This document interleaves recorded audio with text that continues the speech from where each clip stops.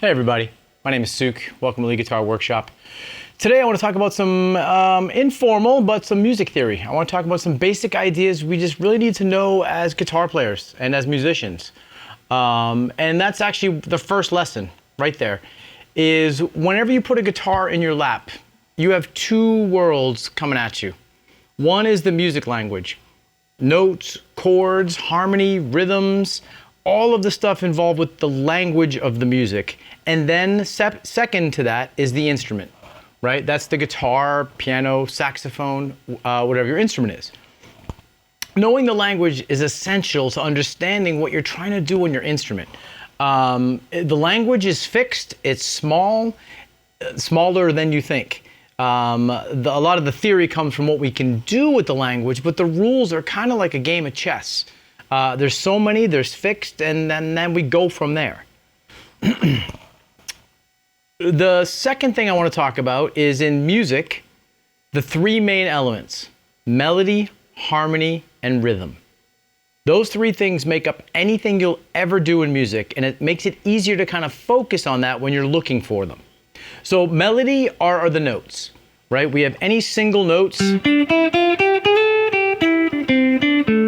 that we make melodies with, we make riffs, bass lines, right? Whatever we do with it. Those are the individual notes, that's the melody. Then there's harmony. Those are groups of notes that are chords. Those are the building blocks of songs, and those help our notes act differently, right? So if we have, let's say this E note, it's neither, it's a good E note, right? It's not happy or sad. But if I surround it with different chords, I can make it a little darker sounding, prettier sounding, maybe a little more ambiguous, right? So how we combine chords with melody, that's its own art. And thirdly, in music, we have rhythm, and that is number one. Rhythm is the heartbeat, the lifeblood, the pulsing of all music. And we have to understand that. That's number one. And let me show you why. Why is rhythm number one in music over melody and harmony? Melody is the one you get sued over, right? But here's why it's important. Rhythm is for everything. Rhythm is everything. Rhythm is actually its own language, separate from the notes even. It's got its own department of understanding. And the cool thing is, everything around you is rhythm, right? I can tap, I can snap, clap, I can do any of those in rhythm, and that's rhythm, right? It doesn't have to be with notes. Obviously, ask a drummer or a percussion player. Here's the way to think about this and put it in perspective. I can play a piece of music without harmony, right? Just melody.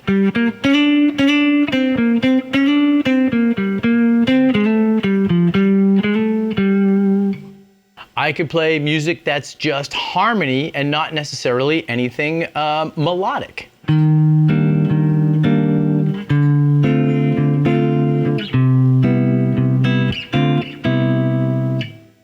Cool. But I can't do anything without rhythm. If I pluck one note, rhythm just occurred. If I strum a chord, rhythm happened as well. Rhythm is time. It's motion, it's life, it's movement. So when you focus on that part, your music gets so much better sounding. Everything you do will sound better when your rhythm is better. But today, I want to talk about melody and the notes, and talk about the ideas that I think every guitar player should just understand about the music language, right? Again, you're learning music and your instruments. Some people say that there's melody, harmony, rhythm, and timbre. Timbre is like the tone of the notes, and that really is the instrument, right? Whether it's your voice, guitar, saxophone, piano, that's the tone of the notes you're using are coming out through that instrument. So I think of it that way. Again, the language, melody, harmony, rhythm, and the instrument that plays it. The better you know the language, the easier it is to go to other instruments. You just got to say, hey, where are my notes? How do I play chords if I can on this instrument?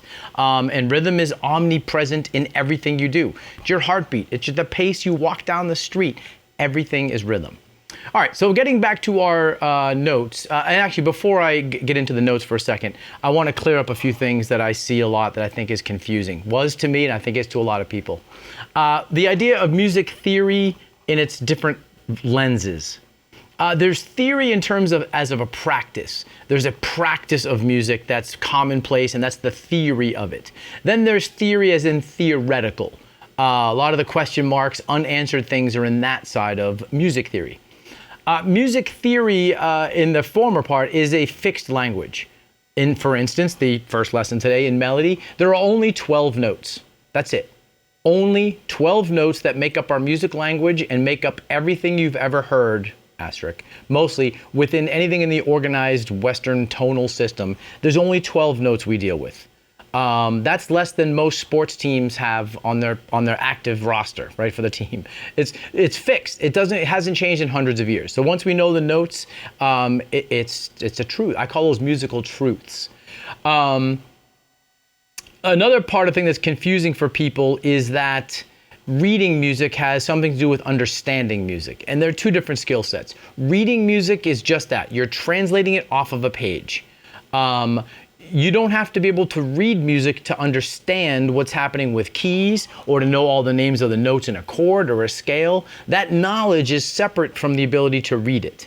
There's two different levels of reading music, right? There's the comprehension level, like just recognizing the note names and the rhythms. And then that's very important. But then there's the sight reading part, which is pretty extreme, where someone puts a piece of music in front of you and you read it like a newspaper. That skill set has its own place in the music world, and for most people, you don't need to be at that level. But seeing music on paper is very helpful to understand as a musician, but even more so, understanding the language. There's 12 notes. There's only 12 keys. There's only 12 major chords, 12 minor chords, 12 major pentatonics, 12 minor pentatonics. There's relatives, right? These are the music language. And when you know that, you know what you need to know to compose, to improvise, to talk to anybody on any instrument about whatever they're doing. It levels the playing field for everything, and everybody can start from there. So let's get into it. I want to, again, this is a shorter lesson, hopefully, or it's been so long. I want to talk about the 12 notes. Right? We have 12 individual tones. 7 of them are the letters of our alphabet. A, B, C, D, E, F, G. Right? That would consist of what we call an octave. Even though that spans the 12 notes, we have 7 letters that represent that. There's 5 notes that are in between some of those letters. Not all of them, but most of them. And that will give you our 12 notes. So there's 7 notes on the white keys, the natural notes. That's the A, B, C, D, E, F, and G. And then there's the 5 notes in between that we call either accidentals or incidentals and harmonics and stuff. There's different names for them in between. They're sharp and flats. And those are the black keys on the piano. We'll take a look at the piano in a second to clarify that. They each correspond on our guitar to a fret. So it's very easy to look at the notes on a string and even the intervals that make up that. There's only 12 intervals, one for each space from 0 up to 12. So if we go to our high E string, right, we would have 12 frets before we hit the double dot again. And that double dot to me used to just mean the neck started over. I didn't really think about what was happening. First of all, the only thing you need to learn on your fretboard is the first 12 frets. There's only 12 notes. That's the whole playing field is right in the first 12 frets, and anything up here is an octave above down here. Now the guitar is a little tricky with this, looking at, guitar is not linear left and right. Imagine people who play piano, they play left and right, but on the guitar, we also go front and back. There's the whole other dimension the notes move. The 12th fret is an octave acoustically because it's actually halfway between the length of the string. Very cool.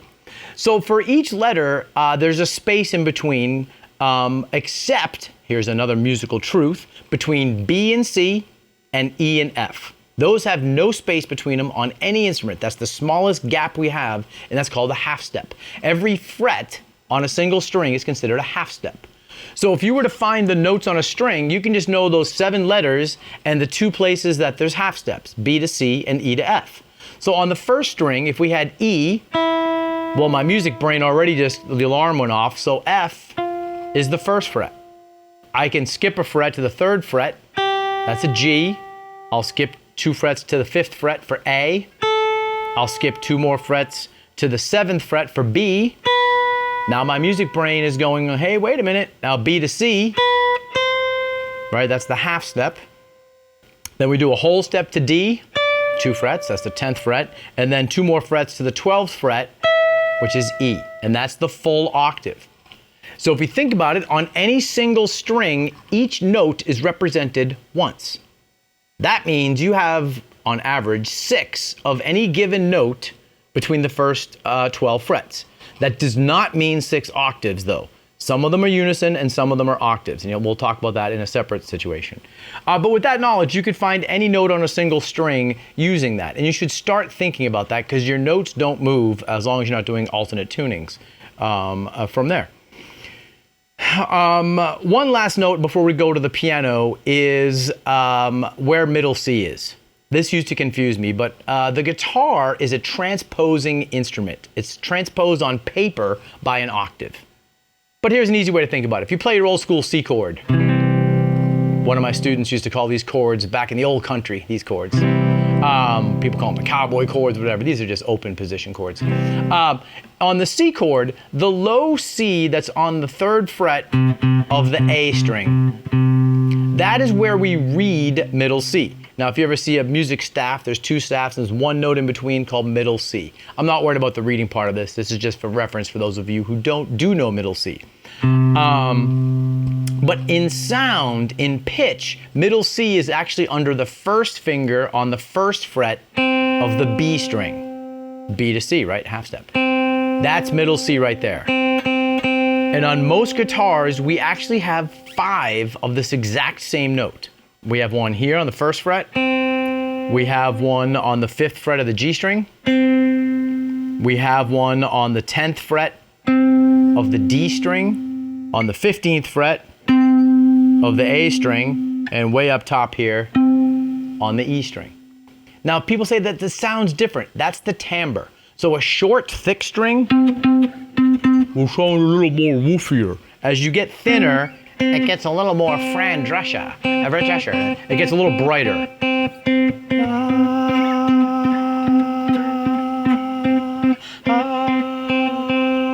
Those are all middle C. And you can see if I went from here to here, sorry, no pun intended, that's very confusing. I crossed 5 strings and 20-something frets and I still played the same note. This is where the guitar does a lot of this stuff. So you have to understand this as a guitar player. These are not the low notes, the middle notes, and the high notes. It creates this kind of zigzag cross factor to understanding the notes. But let's take a quick jump over to the piano and take a little clearer look at the names of the notes and the spacings on them. Okay, so if we're looking at the piano here, the piano is a good way to kind of visualize music. You don't have to be a piano player or be intimidated by the idea. It's just a very visual representation of our 12 notes. So let's take a look at them here. And the piano's easy to look at because you'll always see 2 black keys and 3 black keys. And that's going to help remind you where the half steps and stuff are. So if we start to the left of the 2 black keys, that's a C. That's where you always hear people reference first, right? C. Then we talked about each one of these is a half step, right? So every one of these is the smallest step in music. Even here, right? There's nothing in between these. These are all considered half steps. So if we go back to the C here, it's a whole step to D, a whole step, meaning we skip the half step, to E, and here's where we see one of the 2 natural half steps. Again, this is one of the musical truths. E to F is always a half step in music. And now we have 3 more whole steps. So F to G, to A, to B, and then here's the second of the 2 natural half steps is B to C. And you'll notice this is at the beginning of the 2 black keys, as was the C here. And this is the full world of music, right? We have 7 white keys and 5 black keys, and that makes up our 12 tones. You've often heard people even say that the white notes are a C major scale. And that is true. And in fact, they're all the modes in the key of C. So, right, so there's, when we'll talk about modes, there's starting from the D or the E is in like Phrygian, F, G, Mixolydian. So they all start it's called tonicizing a note, when you make any given note the root note. And we'll talk about more of that as we go along. But it's interesting to illustrate how the 7 white notes make up the key of C major and everything involved with that. So it's important to recognize that on the guitar. When you can find the natural notes, meaning A, B, C, D, E, F, G, though that's the key of C you're accessing. It's important to recognize that. But here's something I didn't know for years, and this goes back to the fretboard that we're talking about, is the 5 black keys. Now, in naming them, we know they each have 2 names. They can be higher than this one or lower than this one. So C sharp is when you go higher. Sharp is higher, and flat, D flat, D flat, that's when you lower it. But each of these have our 5 notes. And what are we reminded about in the music world with 5 notes? The pentatonic scale. So the black keys on the piano represent a pentatonic scale. And all the musical truths we've talking about, especially with the rock and roll rule as guitar players, is obviously applying here. It's the music language that we're talking about. So in this case, it's an E flat minor or a G flat major. And it's very easy to play and very easy to visualize the pentatonics this way. So if you think major from this note, you can kind of see the do, re, mi.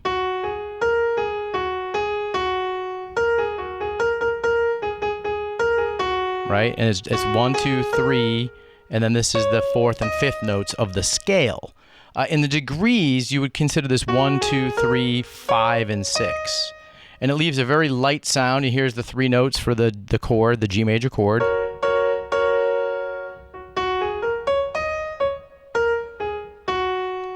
But if we tonicize the E flat,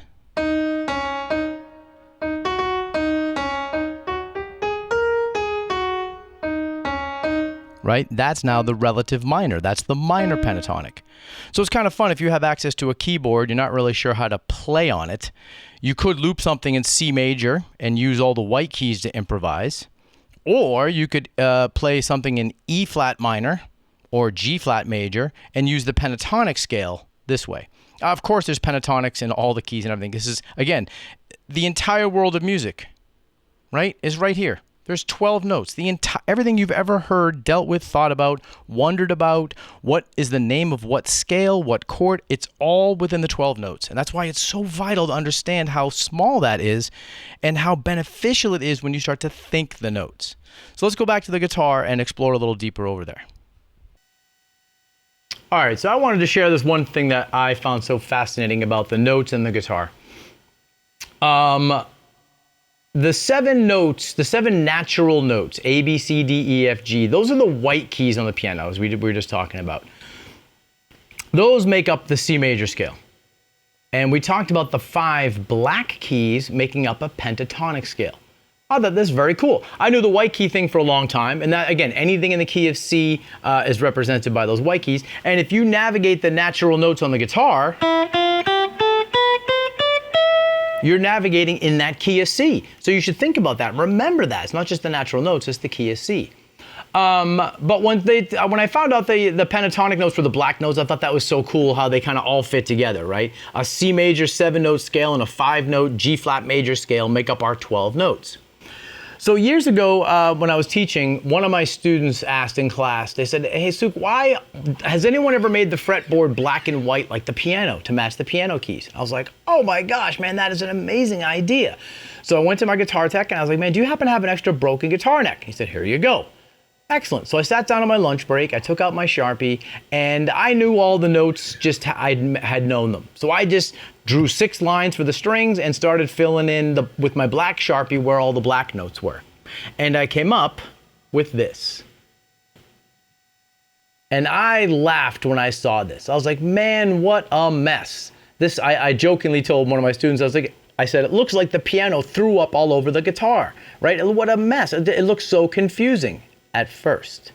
Now, if you look closely on the strings, you can actually see where there's the 3 black keys, like on the, if I'm thinking the thick string, and then there's the B and the C, the 2 white frets. So if you did one single string, it's really like this is 6 pianos all laying next to each other, each starting with the note of our strings. So this one starts with an E, this one starts with A, and so all the pianos are shifted around to start with the same note as our open strings.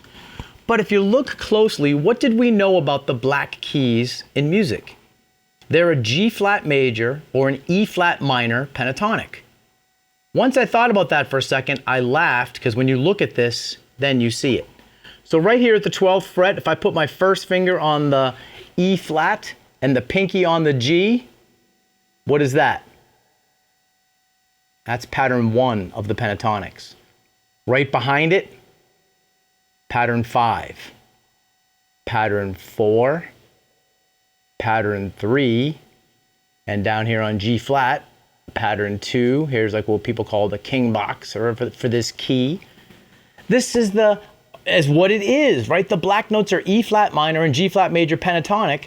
They will show you that pentatonic, all the 5 patterns.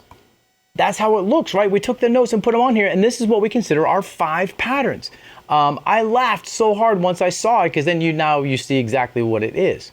And anything in yellow in this case are all the natural notes. So if I play here on the key of C, on this pattern 2, this is pattern 2 of the modes, if you know those, or starting on this A, that's pattern, I call pattern 1. So all the yellow and white are all the C major scale mode patterns you're looking for. And this can just help further illustrate that patterns have nothing to do with the names of scales. It kills me when I see people say, is that the major scale pattern or the minor scale pattern? They're each other. All these notes are the same. The guitar, the music world doesn't care which fret or string you play a C note on. If it's a C note, it's a C note, right? So if I could play a major scale on one string, I could play it in position, I could play it backwards, sorry, different positions. So you have to let go of the patterns being named after musical responsibilities. It's partly true, but really it makes it a lot easier when you kind of think about what's happening and you're looking for notes. There's only a handful of notes you're looking for. Pattern down here is not going to change the same notes up here. It's just the notes.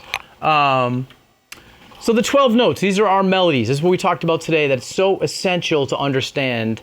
Practice them in your head. You don't need your instrument to practice the names of the notes. See if you can jump in whole steps or go up in different scales. You can name them all out. We'll talk more about how to spell scales and everything else. The intervals match. There's 8 intervals that go up to the octave. So there's seconds, thirds, fourths, fifths, sixths, and sevenths. You'll hear people call the fourths and fifths perfect. So the fourths are on the 5th fret, the fifths are on the 7th fret, right? And if we named them up, we'll talk more about this in the future, more detail about intervals. But here's how you name them. A half step is known as a minor second. That's like the smaller of the seconds. 2nd fret is a major second. 3rd fret is a minor third. 4th fret is a major third. 5th fret is a perfect 4th. 6th fret, ooh, that's the tritone. 7th fret is the perfect 5th. 8th fret from the open string is a minor 6th. 9th fret, major 6th. 10th fret is a minor 7th. 11th fret, major 7th. And finally, the octave. And again, we'll talk more about the intervals, but it's a great way to learn to listen to the sound of intervals, to learn their names, and even the spacings on them from there. So again, today we're talking about melody. We'll have another video in the future about harmony and rhythm. Keep playing, keep going, just keep playing. It's the main thing in music, is to play music, to get better at playing music. All right, folks, if you like what you hear, please hit the subscribe button and the notification bell. We will be here at leadguitarworkshop.com. We have our books out there. We do lessons. I will see you around. Keep playing and have a great day.